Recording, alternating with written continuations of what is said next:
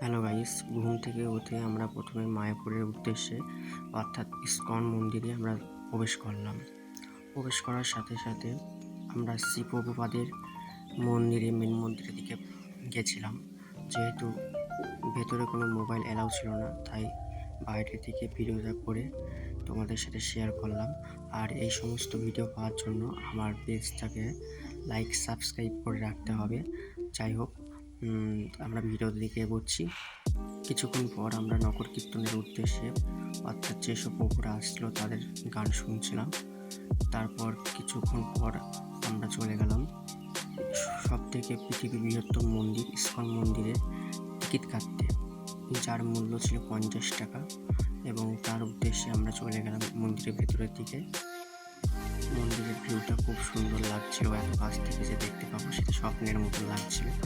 অবশেষে এত গরম ছিল, প্রচুর গরম, প্রচুর ভিড়, তার সত্ত্বেও আমরা চলে গেলাম মন্দিরের ভেতরের দিকে। মন্দিরের ভেতরে এক সাইডে কাজ হচ্ছিল আর এক সাইডে আমরা যাচ্ছিলাম। তার মধ্যে প্রচুর ভিড়, প্রচুর গরম, তার সত্ত্বেও আমরা যেসব কাজ কমপ্লিট হয়ে গেছে সেগুলো তোমাদের সামনে আমরা ভিডিওর মাধ্যমে শেয়ার করলাম। এখানে নৃসিংহদেবের একটা মূর্তি প্রতিষ্ঠা ছিল, তার আগে আমরা গিয়েছিলাম। যাই হোক, আমরা তারপরে মন্দিরের শেষের দিকে যাচ্ছিলাম, কারণ মন্দিরের শেষের দিকে বলতে বাইরের দিকে যাচ্ছিলাম। প্রচুর ভেতরে প্রচুর গরম ছিল। বাইরে এসে আমরা শ্রী প্রভুপাদের ইসকন মন্দিরটা, পুরনো মন্দিরটা দর্শন করলাম। ভিউটা খুব সুন্দর লাগছিল, দেখতে পাচ্ছ তোমরা অসাধারণ ভিউ। যদি না আসতাম হয়তো মিস করতাম।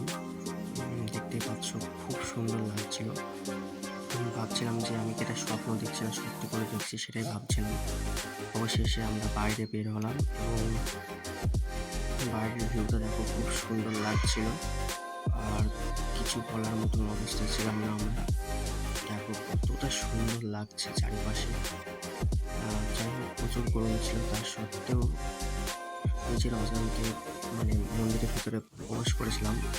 কেউ ছিল না আশেপাশে, অবশ্যই চলে গেছিলাম নিজের অজান্তে। তারপর দেখছি প্রভুরা কাজ করছিল এবং বাইরের দিকে চলে আসলাম। দেখছি প্রভুরা একটি মূর্তি তারা নিয়ে যাচ্ছিল এবং তাদের কাজ দেখে আমরা ভিডিও করে নিলাম। তারপর আস্তে আস্তে বাইরের দিকে চলে আসলাম, যেহেতু টাইম কম ছিল। এবং নেক্সট ভিডিও তোমাদের সাথে আবার দেখা হচ্ছে।